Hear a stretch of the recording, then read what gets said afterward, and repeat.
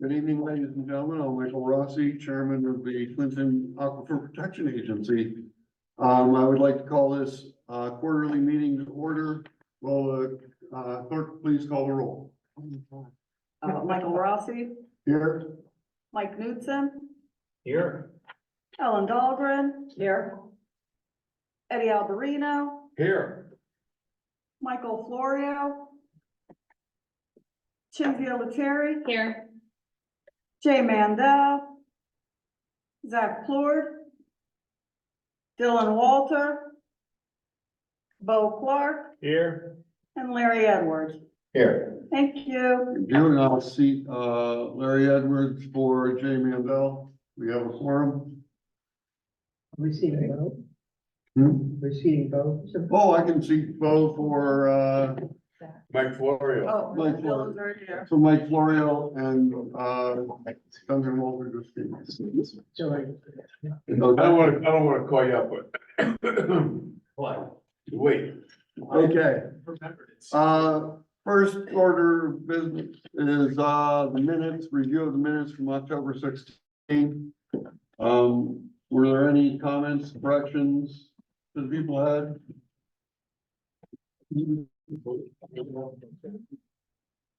I'll move to approve the minutes as circulated. I will second those minutes. Okay, thank you. And Zach is there? Okay, any discussion? Thank you. Hearing none, all those in favor? Aye. Opposed? Abstaining, motion carries. Is there any old business that we have? I didn't see any. Any new business? None.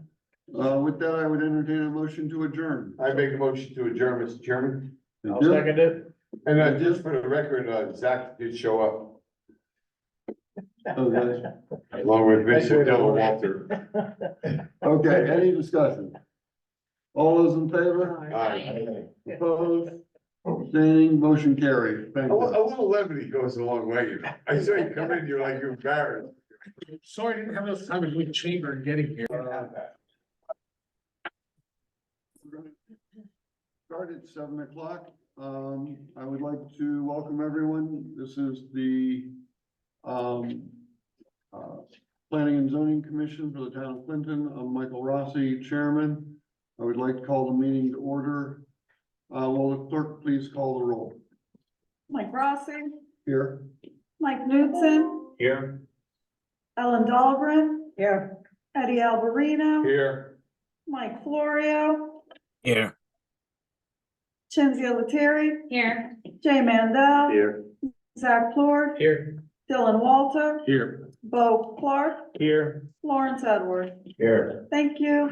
Thank you. We have all our regular members here, so I can't see either of the alternates tonight. Let's see, I have no comments for this evening, so we can skip that component. Item 3, minutes, review and approval of December 11, 2023 meeting minutes. Well, In the minutes, Ed made a motion to amend the items 8 and 9 on the agenda, and according to the minutes, I seconded that motion. But then my name was not included in the vote, but I believe, if my memory serves me well, I was initially seated. And Correct. then a regular member came in, so I was unseated. But that should be stated in the minutes, because it's somewhat confusing that I made the motion, but then not voted. okay, My apologies, and I'm sorry, that was item number 8. it was the motion at the beginning to move item 8 up to the beginning. Yeah, we moved them. Yeah. You got it. Thank you. And by the way, that didn't count against you as a time being seated, Yes. okay? Okay, any other comments or clarifications on the minutes? I'll move to approve the correction that Commissioner Clark pointed out. Any second? I'm second. Thank you. Discussion? All those in favor? Aye. Opposed? Thank you. Let's see, the next item is our public hearing. This is, Planning and Zoning Commission 23-28, proposed amendments to, section 28, accessory uses of Clinton zoning regulations. Proposed amendments include the section title in sections 28.1.1 through 28.1.4G. We had, discussion of this last month, okay, but the public hearing was held open. I believe that's when or did we just start this? We kept the public hearing open, but we also re-advertised because the content of the regulation, the language had changed substantially enough that we wanted to make sure that the public had adequate time to comment. So we did issue another notice. We published it according to statute in the paper. So that's Okay. all set. But we don't need to read it again because No. It's the same section. The content of the legal notice didn't change. The Okay. content. okay, this is previous. I guess we'll just note that it ran on the 28th of December 2023 and the 4th of January 2024. Thank you very much. With that, I would, the main changes that were made had to do with the text on the, livestock. Correct. Okay, which, we had discussed, and the changes, we discussed are in the, version of, section 28 that, was distributed. Okay. From the commission members, is there any testimony that anybody wants to give at this point? I have a question, Yep. with regard, not with the livestock portion, but the commercial vehicles. Item number 2I, and then 2II, I believe it is. First I reads, no more than 2 axles except that adjacent rear axle vehicles are permitted. So that would make it 6 axles. No, it could make it, If you have adjacent rear axles, so you have 2 sets of rears, and then you have your front axle. yeah, yeah. So that's 3 axles. 3 axles. But then it says no more than 6 wheels. I've never seen a dual axle rear wheels without dual. Yeah, wheels. I'm sorry, that's correct. It should be 8. Should be 8. Each Okay. axle, It should be 10. 2, 4, 6, 8, and it'll be 2 in the front, it's 10. Okay, That's for the only reason I have it is for the, what test is for the weight distribution. In a bridge, it'll be over with, in other words, you set up, we have about 4 tons you can haul. 7. What if it has a tag axle? You can drop it down. This is just for the guys that take home the trucks. Right, Okay. I'm saying, like, if you have like a 6-wheeler, like I mean, not like my brother's, but, 6-wheeler, but if you're having an extra load, you can drop that second axle down. It's not. That'd like be the third axle. That'd be a 30 axle, that's Right. called a tag axle. But that would comply with the way the rule is stated, right? Like, No, no, if it's No. lifted up, no, it's 6 wheels and 2 axles. no, that's a whole different vehicle. Okay. This is for, hypothetically, when the guys come home, when they're paving, they have the welders, the compressors, 2 different type of welders. If they did that with just, 4 wheels in the back, they're overloaded. Okay. And they'll get a change in binders and tools. So this will alleviate that problem. So the guys can come home with the trucks, work on the highway, do the work, the paving, and if they have to do welding, everything's there. They have to make it a regular welder and torches. But with just one set of wheels, it's just not compliant, right? Well, yeah, like I'm saying, it's kind of contradictory because yeah, anything with 2 rear axles, never seen a truck with 2 rear axles that didn't have. yeah, 2 wheels Two per wheels. axle. 4 wheels per axle. Yeah, Yeah. 4, Yeah. 2 wheels per. So it should, that. So 6 should change to 8. Yes, Change to 10. 10. 8, Yeah. it'd be 10. Because there's still got. 4, yeah, Okay. 8 in the back, 2 in the front. But it also has a length between. For the wheelbase, Yeah, the length all is that's called gonna the stay the inner same, bridge yeah. law, almost so they won't, like 15 feet. yeah, they measure from the front of the axle to the rear of the Right. axle. The middle. thank you. That's all. Do we need a motion to correct the spelling of axle? AXEL. I think we spell checked and maybe didn't get. Well, you got the wrong action. Yeah, Just got the wrong- got the figure stating axle. Okay, so Yeah. that's in this, final replay. Okay, Point that out, I missed it. so, that would be something when we go to decide this, we should make sure that both of those things, both of those items are corrected. Yes. Thank you, sir, appreciate it. Any other testimony from the commission before we open this up to the public? Okay. Looks good. Okay, hearing none, as this is a public hearing, and we do have members of the public here, if anyone in the public would like to comment on this, change in the regulations, please let us know. I see everybody shaking their head no, so I'm going to accept that. With that, if there, are no other comments from the commission at this time, I would entertain a motion to close the public I'd hearing. like to make a motion to close the public hearing, sir. Thank you. I'll second. Thank you, Ellen. Okay, any other discussion? All those in favor? Aye. Opposed? Okay, no one opposed? Thank you. Get back to my agenda. Okay, the next thing we have are staff reports. A lot of these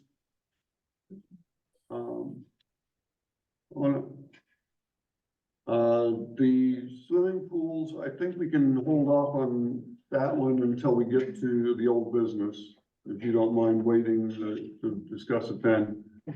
And the proposed amendments to the staff report on the proposed amendments to the zoning regulations, is that what got handed out? So that was the one that was from the December sixth, dated December sixth for the December 11th meeting, so everybody should have a copy of that. Right, and the only difference between this version and the one that got handed out in December is the change of the effective date. Okay. And then the referral for the Pearson School will jump right into item 6, which is new business. Connecticut General Statutes 28-24 requires that the town, if they're going to sell property, notify it, basically. So this has been referred to us from town council. We have 35 days to respond, so we wouldn't be able to get to this next month. It has to be done now. This has to do with the former Pearson School. They want to sell the property so that it can be used for multi-dwelling units and community spaces. Is there any discussion among the commission members? This is the time to discuss it. And the proposed sale is to the Hope Partnership. Correct. To Zenith Partners, and their sub is the Hope Partnership. My question, not being seated, am I allowed to participate in this discussion? I will allow you to participate in the discussion. You can't vote on it. Right. The only slight concern I have, and it's a slight concern, is, on page 2, down the bottom of the page, where it says the Planning and Zoning Commission endorses the proposed sale of the former Pearson School lease rate. I question whether the term endorses is a little too strong, because somebody could say it shows predetermination. It does show predetermination. You know, I You think maybe, mean to whatever they're going to do in the future. correct, Right? correct. And That then, should be restricted. well, I mean, I think soften is a better, Yeah, whatever, again, this is a guide, this is, so if the commission is Yes. strong, it's perfectly fine to choose another word. I think, the Planning and Zoning Commission recognizes that the proposed sale of the former First School for the purpose of creating affordable housing and community space, and finds that, I don't know, that's kind of. I just think we could find a better word than endorses. I'm afraid that the term endorses shows Just predetermination. simply saying approve. No, We don't want to we approve. don't approve either. Well, we're just approving the sale, not the use. I just, a No, little cautionary that we might be putting ourselves in a position where we could be, should anybody choose to challenge the decision. What does the state statute say we have to do? The state statute requires that you issue a report, so We have essentially to- saying to the town council in the vote is for the general town, once it gets to the town meeting side of things, is it consistent with the plans and policies that have been adopted by the town? And does the commission have any concern over the disposition of this property for purposes of inconsistency? So, which is why I sort of tried to lay out the various sections where this particular, Well, we just say we support. Yeah, Can't- or we could say. Can't say that. Subject to, we could say subject to findings at the public hearing. Yeah, something yeah. that Well, kind of no, the sale isn't, that, Right. you're. No, I know, I conflating know. the sale with the use, Yes, okay? We support the sale, Pending our, okay, because it does these things if they actually do what yeah, they say. I think that suffices. yeah, and there's a whereas statement in here. that Yeah. Yes, I recognizes see. Applications will be required. That's why I said Not- it's It's just supposed a to come minor. for us for, a referral Mhm. and a report. So if it's POCD or whatever, we have to make all that determination. Yeah, I think Michael's proposal is. Yeah, so Mike, that'll work. Okay, I have a question. yeah, They say for community space, but they don't say what that is, correct? This is probably for the seniors. It's intended to go for senior programming as it stands today. That is probably going to be a program that gets built over time. And as this project develops, more detail on that will come out. So there's some general, there's physical space and there's general ideas of types of programming, but That, I not. was more concerned about the physical space. They're not committing right now. What would be committed to in this particular deal is the preservation of the gym area. It may not be for active sports to, because that may conflict with the residents and, nobody wants sort of like tennis balls hitting the walls, in the middle of the night, but some kind of that, so that open space, and again, for the historic tax credit purposes, that space has to remain. And then the front portion of the building that faces the street, so the public side of the building would essentially be that public community interface.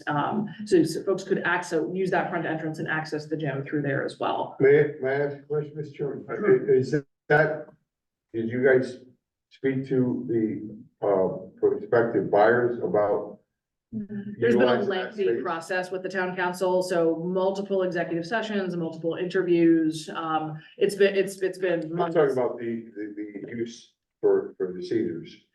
Yeah, so it was actually put out on the street when the proposals were solicited, the town council actually advertised them for this particular kind of use. Thank So you. out of all of the discussion that happened prior about what could the Pearson School be, senior housing or housing that is marketed toward the senior population and some kind of community programming space that would be best suited to senior residents was what was advertised, yeah. Thank you.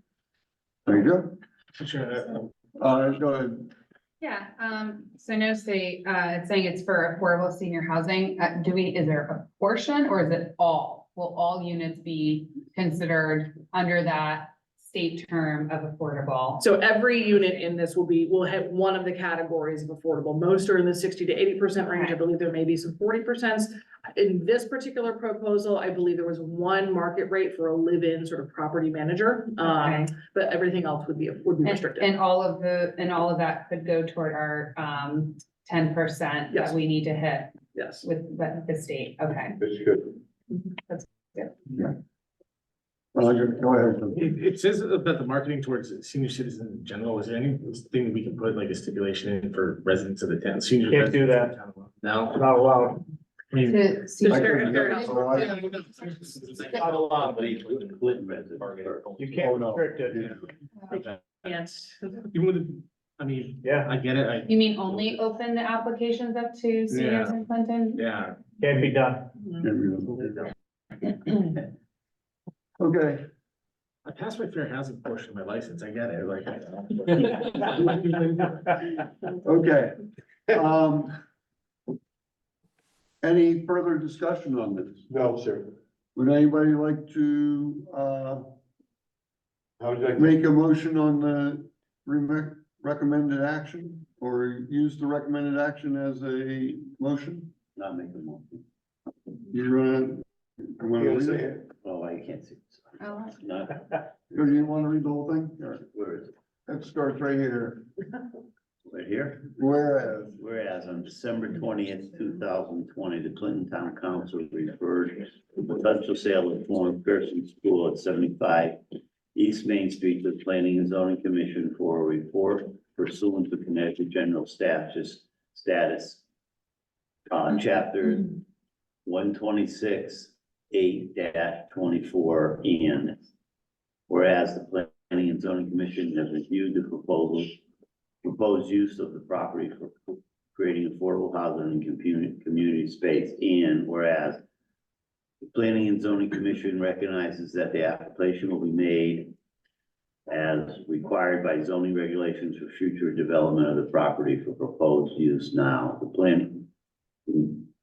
Planning and Zoning Commission supports the proposed sale of the former Pearson School at 75 East Main Street for the purpose of creating affordable housing and community space, and finds that the proposed use of the property is generally consistent with the use allowed by special exemption in the East Main Village Zone District.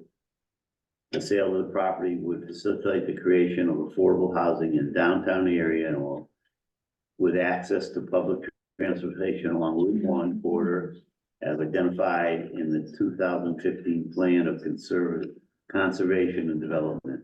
The former Pearson School is specifically identified in the Affordable Housing Plan as a municipal property could be considered for housing development. Thank you.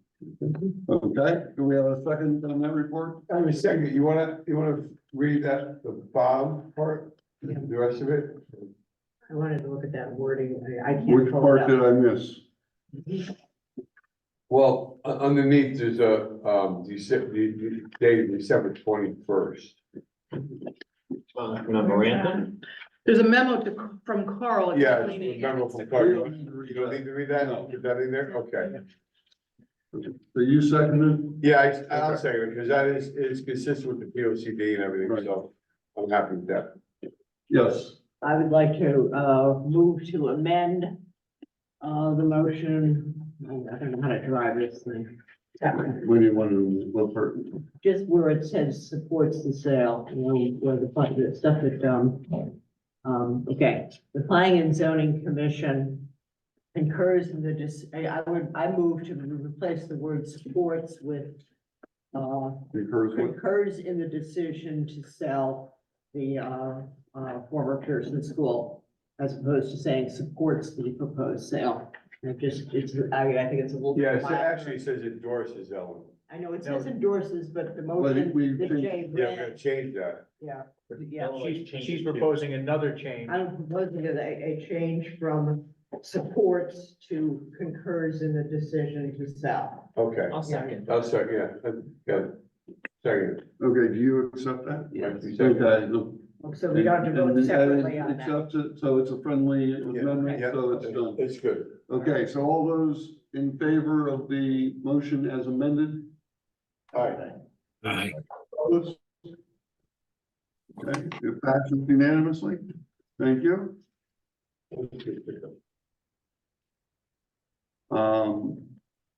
Let's see, old business. Oh, wait, Oh, yes. I had, something I'd like to address for new business.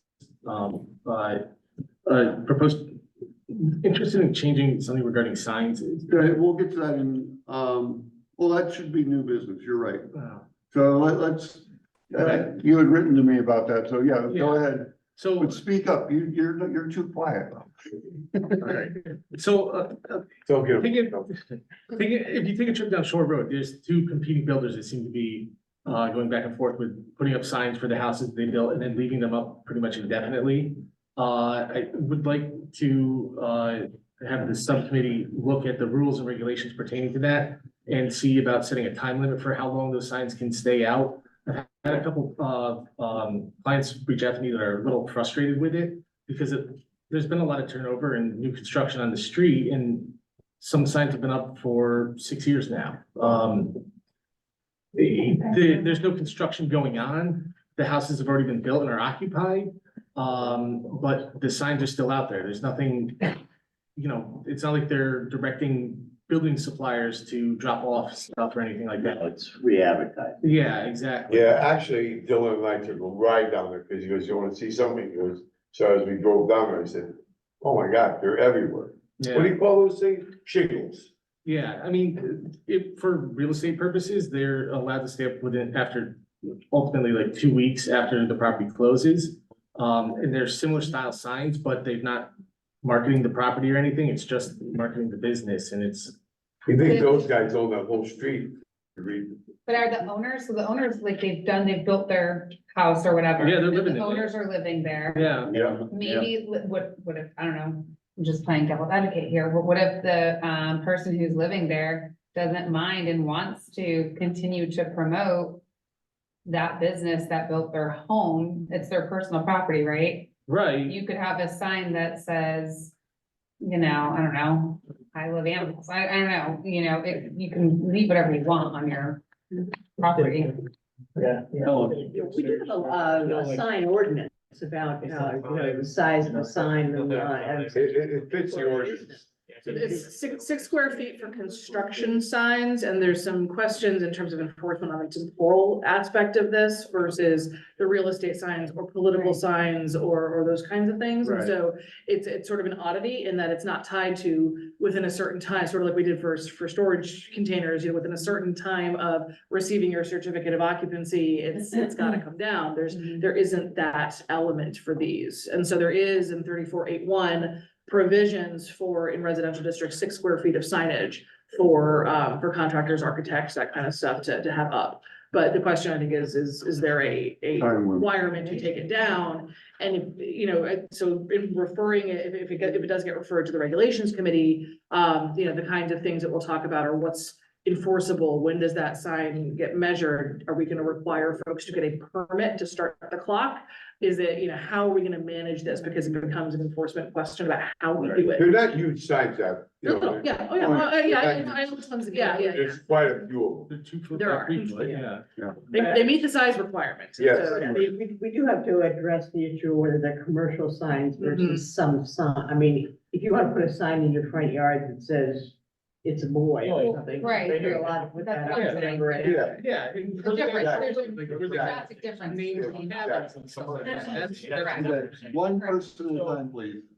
We do have this under being recorded. So would it make sense to refer this to the regulations committee? Yeah, I think it would. Okay, we don't need a vote on that. We can just read and refer it to the regulations committee. Thank you. Thank you. Okay, old business, draft amendments to the zoning regulations, accessory use of swimming pools. Structure, and we have, wait a second, Yep. what am I missing here? We didn't vote on this. Yeah, that's what I'm seeing. For old business, the first one, we don't have 23-28 on there. Did you know that? Oh my God, no, I did not, I'm sorry. Okay, So we need to move to amend the. yeah, I would like to, a motion to amend the agenda to add old business 20 PZC 23-28. 23-28. Yep, So moved. move, do I have a second? Cynthia? Yep, sorry, I just read them. Yeah. That's fine, okay. All those in favor? All right. Okay. Opposed? Abstaining, motion carries. I'm not supposed to ask for abstaining anymore, I forgot that. Anyway, let's go to the changes that we, just closed the public hearing on. Is there any further discussion on this? No. That's right. Okay, the, recommended motion was passed out. If somebody would like, if they agree with the wording of the recommended motion, would somebody please make the motion? Why don't you make it, Ellen? You wanted it.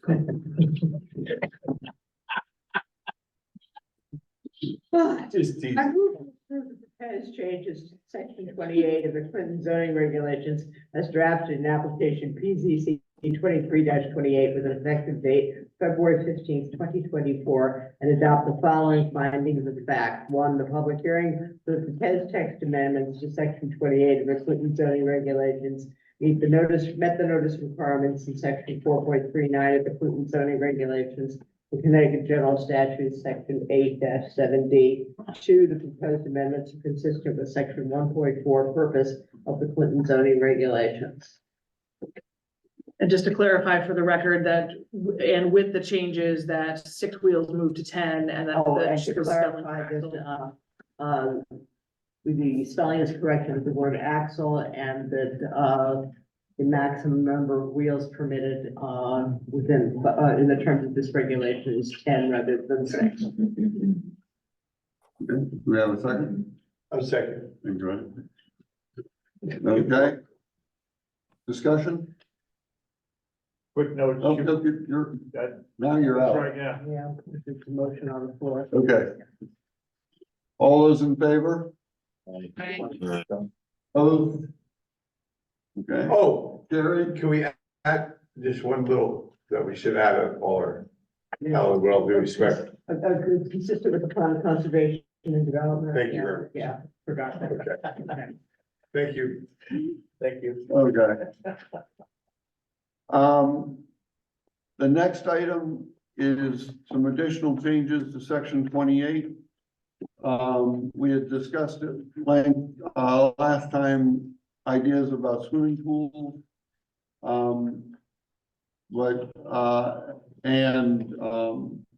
Abby's put together a very nice, description of that and, sort of the thoughts behind this. For the most part, I think what we had sort of as our general consensus of what we wanted to do fits very nicely with what Abby has presented. The one exception is really a matter of making sure that our language is appropriate. And that came down to not describing the pools as impervious, but just excluding them from the calculation for impervious. Yep, Okay? yeah, that's perfect. And that would be consistent with everything else and not require, us making up new rules or, a new definition of what a swimming pool is. Okay. Okay, one suggestion, remember we were talking about fencing that, they do have, all the pools have to be fenced, for safety and stuff. But, like Jay Mandel was talking about noises and everything, and instead of having a 7 to 8 foot fence, I mean, which is kind of ridiculous. A 4 foot fence, but even with the, there's a covering, for that, there's a noise reducer, maybe some type of noise reducer to make people happy, so I'm just talking because people did bring it up, and a lot of people, there's a consensus that for noise and stuff, so there are fences that you can put the slots in, or, like a covering, it's aesthetically pleasing, instead of having some big monstrosity, 7 or 8 foot fence, but. Yeah, I don't think a 7 or 8 foot fence would work because I don't think so either. if it's over 7 feet anyway, the I structure know, has to meet setbacks, I know, so you'd create a ridiculous. conflict, so. That's what we were talking about, I so. believe we discussed 6. You would discuss 6 feet and some of the questions that I tried to raise in the memo were more about material aesthetic. Are there times in which the fences Yes. wouldn't be appropriate? Exactly. That kind of stuff. So that's probably the So area. we keep everything consistent with, even a 4 foot fence with that netting, that'll be like a noise barrier. I'm just trying to come up with something to make everybody happy. Well, if I may, I think that, in terms of enforcement and, the different areas where we're gonna have to have fencing in around the town, it would be very difficult for us to define a privacy fence necessarily. And I don't know, so I'm actually backtracking from where I was last time and saying, I'm not sure we want to require a privacy fence. They have, as you said, a pool has to have a fence, It has to have the wall. but that's not necessarily a privacy It fence. doesn't have to be. I was just talking about Right. to address the. Right. But Commission what I concerns think about we noise. would be fine just allowing the fencing to be there. Particularly since we, did keep the setbacks. Yep, I'm much more comfortable because we have the setbacks. okay, and make sure that's in there, under the ruling, for wetlands, no exceptions for wetlands, sanitary, no exceptions at all. No. Right, so in the body of the language that was originally presented, those elements were included, and so Okay. what's included in this memo was really just the discussion from the last Right. meeting about the coverage and the. Okay, I'm ecstatic that you did all this. It's a lot of work. I appreciate it. A lot of people. Zach, I would like to just mention that excluding the pools from the ground coverage, like, we've seen the storms increase and we know the frequency and the concentration of precipitation is gonna just be increasingly worse. I think excluding the pools from ground coverage is counterintuitive to just like good stormwater practice and might not be the best idea for completely excluding from the ground coverage calculation. If more people, if everyone in town got a pool, all of a sudden, our permeable surfaces decrease dramatically and we'll see increased flooding. And talking with town staff, like, we don't really have much of a wastewater treatment plan, so all the storm drains would just run off into rivers in the sound, increasing our stormwater pollution. Just putting it out there is like counterintuitive to the idea of what the calculation is supposed to be doing. thank you. Any other comments at this time? Go And ahead. Abby, were the towns who consider the water count toward ground coverage, was that just as like a reference to see what other towns around us are doing? Yeah, I just did a quick read of everybody's regulations just to get an idea of the context. Okay, May I say something about that too? I gotta be honest, with all due respect, I don't care what other towns do. I care what I don't care. I care about our towns. I care about our beaver problems. I don't care about other beaver problems. I don't care about other people's problems, with all due respect. This is Yeah, our town. but I just wanted to get that out there. This is our town. We make our rules. Who cares what Old Saybrook does, or Westbrook does, or Chester does? Why do we have to, we don't address them. They don't call us. We don't need them. We don't need to model ourselves after other towns. This is our town. This is our commission. And I don't care what other people say. And that's from my heart. Believe me when I tell you.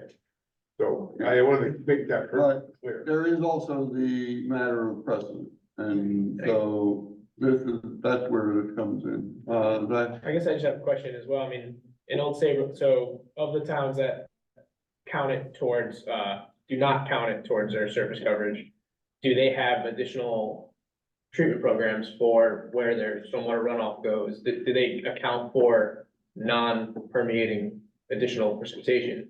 If they do, then I understand kind of where they're. well, I know Westbrook doesn't. That's my point. It's like, so like these places don't Right. consider, do others do? Yeah, so they're in a similar situation as us. Well, you can discuss it. Well, as I pointed out last time when I brought this up, I mean, every pool has probably 8 inches of freeboard between the surface of the water and the coping.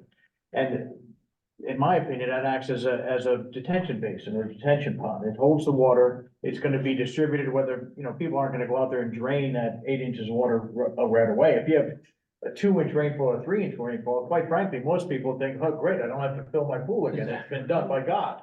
So they accept that. It would be a very rare occasion. You've got so much water in your pool that you would feel the need to immediately drain it out in a hurry. Now, granted, certain in-ground pools have automatic skimmers and you depending need that flow. So if it got up too high, those wouldn't function properly. But again, most people just take a garden hose and slowly drain it out. So So you I can think, backwash it, but you're gonna do it, you're not gonna do it during the rainstorm, you're gonna do it after the rainstorm. sure, and It's gonna be, distribute the water out. it's gonna be done moderately. So I don't think that even though it is technically impervious, I don't think it affects runoff. I don't know. Okay, It's like a rain garden without plants. Yes. Yeah. okay. Any other discussion? Okay, what, I would like to see done with this is that we get this, in the form that we can, present it for public hearing. I don't think we have a text right now that we can do that with. We have a preliminary draft, but I think it would make more sense to bring back a text that the commission agrees on. One of the things I want to make sure that when we're getting to public hearing, we are at a point where the commission, unless the public comments or something new comes up, that we're on board. Only because if we have to re-advertise, we just have a finite budget for sending advertisements to the paper. So I want to make sure whatever we put out is the draft that folks want to see. So we'll draft it for the next meeting, and then if you like it or want us to make changes, we'll take your meeting. Okay. I just wanna thank you for all, this is a lot of work. So I just want to be clear. So the language in 2645 would be similar to what's here. We'll keep all the wetlands and health requirements and all those pieces. And are folks okay with the setbacks as they're presented here? Is this the final numbers people want to see? No, I think they look good. And no fencing requirement, Okay. aside from what's required by Besides code for the 48 the inches. protections, right.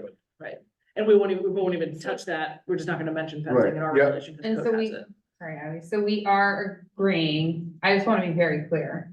So we are putting out that we are not counting the water surface toward ground coverage. Correct, Okay, I just wanted to be clear. correct. Okay. Okay. That's great. I applaud everybody and I applaud everybody. Next, we also had on here 28.1.4I and L, so storage trailers and outside storage, and then 28.3 alternate energy systems. Mhm. And those were all changes that we didn't have any discussion with last time. Were there any points on those sections of the draft that people had questions about? If not, I would like to ask that those also be included in our, in the draft for next month. Alright, so on the storage structures in display, right, can, on 28.1.4, so the storage are on properties? Are on the property? These are the ones where, right, so if somebody is on a residential property storing material on the property, so they can't put in like a roll-off or a shipping container or a pod for an undefined period of time. So, I believe that we say, basically you get a month out of the year to have your storage. So if you're using a pod for moving or that kind of stuff, you can do that. That's. And then you can now, and then if you have an active building permit and you have a construction project going on, That's it's different. longer, then you can keep it. You would need to remove it within 14 calendar days of the completion of work or upon expiration of the building permit. So if you stop doing work and you have one of those permits that like you hammer a nail every once in a while, as long as the permit's active, you get to keep your trailer. But once that permit's inactive and it expires, or you complete the work, whether it's a certificate of completion, a CO, then that clock starts. And can you 2 weeks. break down the outside storage? What is, that's not the 20 by 20 shed, right? That's what.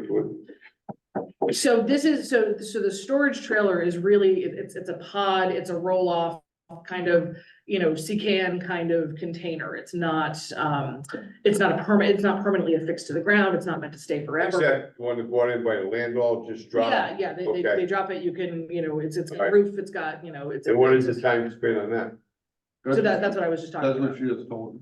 But that's storage trailers, the outside trailers. Oh, outside I'm storage. talking about outside. Oh, Yeah. okay, sorry. I've got to go back to that, figure out where that section. Outside storage is usually things that are stored without cover. Right. And so that's more like the sort of the retail display and those types of things. So that's a separate section. Yeah, that's- Would that include a dumpster? No, No, a dumpster for a general, Cleanup. construction project or whatever else, we tend to stay out of that space if we can, unless there's something that's causing a nuisance that is causing, rodent issues or other pieces.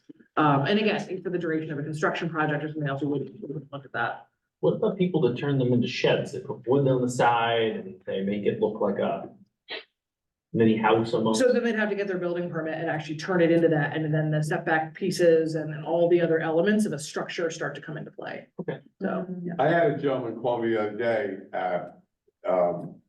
he asked me, he says, can you come over and do a measurement for me? I said, yeah. So he goes, he got a letter of, I guess, when she was out there doing something. I said, can you measure it? I said, yeah. I said, you're allowed 20 by 20. She goes, just come and look at it. So he's 20 by 40. I said, you're over. I said, just call him up. I said, it's big, so it's 20 by 40, so either 20 by 20. I said, if you do 20 by, just pay the extra money. He said, it's nothing, I mean, so, but I measured it, but he thought he was building a 20 by 20, So he said, I don't know what you paid for, but maybe you made out, I don't know, but you gotta pay the town, they'll let you do it, but 20 by 20, you can't, just. Right. If we go to alternate energy systems, does anybody have any comments on that? Define alternate energy systems. Well, that would be things like, solar. Solar, wind, or other systems, geothermal, that kind of stuff. If there's new technologies that come up in the future and people want to take advantage of them, then this kind of covers that. I have that. Okay. Okay, so if we could add all of those to, So we'll clean up the language and we'll pull just what an application would look like with only these sections in, so you're not sort of in the middle trying to weed through everything, and then I'll make a staff report for that. You can bless the final language, and once you're good, we'll go to the advertising for Okay. March if it's gonna work. okay, thank you. Next is committee reports. I don't believe we have any committee reports today. Did we have any correspondence and bills? No, so we're at adjournment. One question, Go Lawrence and I are on the river talk, when is there, when we getting that first email? Well, it's supposed to be every fourth Monday. So we haven't gotten an email yet. We haven't got any- Because your official appointment from the town council has to move it forward, they're gonna do that on the 7th. Yeah, we went, I was in front of the town council, right, Brian? It wasn't officially on the agenda to appoint you. I'm sorry, I should ask. You may talk. Yes, you did bring this forward. You're on the night shift. I brought that to the town council. You weren't officially on the agenda to be appointed to that committee.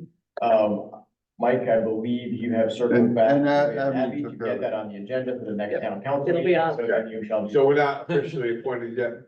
Correct. Okay, Yeah, but you'll get something from COG as soon as they get your. okay, I just wanted. Okay, that, Today was coastal resiliency. There's nothing that came out of it besides waiting for the contractors, vendors report. So nothing new to report from that. thank you. Any other, business before? Okay. Now I entertain a motion to adjourn. So moved. Second. Any discussion? All those in favor? Aye. We're adjourned at 7:45. Thank you, everyone. What's that? I said, let's get out of here for somebody to feel that for mentioning another town.